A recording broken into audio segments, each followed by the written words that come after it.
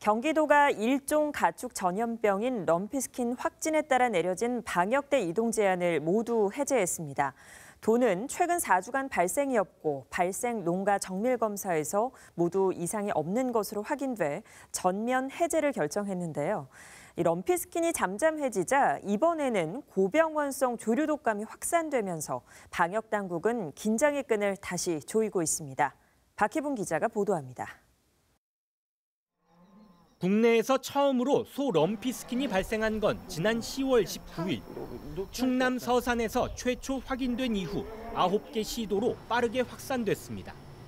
경기도는 바로 다음 날인 10월 20일 평택에서 발생했고 26개 농가가 피해를 봤습니다. 살처분된 소는 1,971마리, 농가 피해액은 최대 100억 원으로 추산됩니다. 경기도는 럼피스킨 발생 60일 만에 24개 시군에 내려진 방역대 농가에 대한 이동 제한을 모두 해제했습니다. 백신 접종 후 최근 4주간 발생이 없고 농가 정밀 검사에서 모두 이상이 없는 것으로 확인됨에 따른 조치입니다. 해제에 따라서 우리는 안심할 수는 없고요. 농가들은 이제 백신 접종, 추가 접종도 고려를 해야 될 것 같고요. 그다음에 해충 구제 부분에서도 열심히 해서 농가 차단 방역을 통해서 내년에는 럼피스킨이 재발되지 않도록 최선을 다할 계획입니다.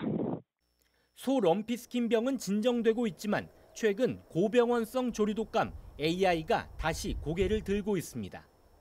전남과 전북을 중심으로 번지고 있는 AI 바이러스가 지난 8일 경기도 인접 지역인 충남 아산의 산란계 농가에서도 발생한 겁니다.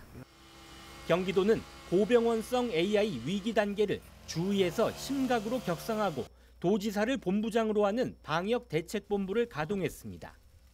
이달부터 도내 모든 가금류 농가에 대한 긴급 예찰과 정밀 검사가 이뤄지고 있는 가운데 현재까지 이상 가축은 없는 것으로 확인됐습니다.